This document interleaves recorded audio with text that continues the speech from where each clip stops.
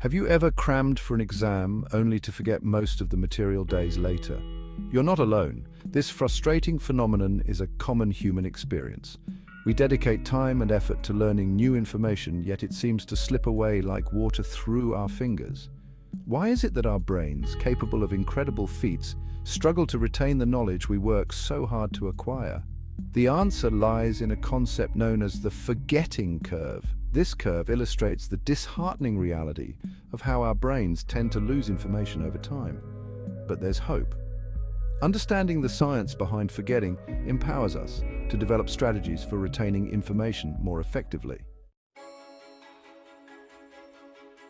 The forgetting curve isn't just a whimsical metaphor, it's a scientific concept with a fascinating history. In the late 19th century, a German psychologist named Hermann Ebbinghaus set out to study memory and forgetting in a systematic way. Ebbinghaus conducted meticulous experiments on himself, memorizing lists of nonsensical syllables. He meticulously tracked how much he remembered over various periods.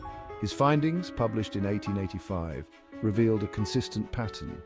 Forgetting is initially rapid, then gradually levels off.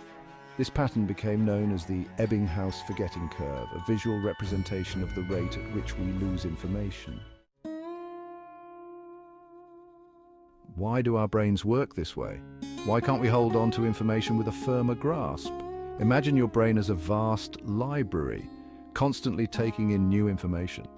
Just like a library needs a system for organizing and discarding outdated books, our brains have mechanisms for managing the influx of data. One key reason for forgetting is the weakening of neural connections. When we learn something new, connections between neurons strengthen. However, if we don't revisit that information, those connections weaken over time, making it harder to retrieve the memory.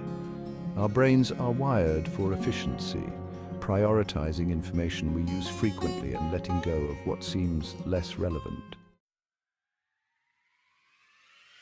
Section 4, outsmarting the curve, spaced repetition to the rescue. Fortunately, we're not at the mercy of the forgetting curve. Armed with an understanding of how it works, we can outsmart it. One of the most effective strategies is spaced repetition.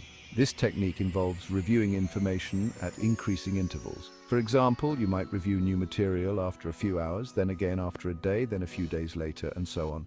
Spaced repetition combats forgetting by repeatedly reactivating the neural connections associated with the information.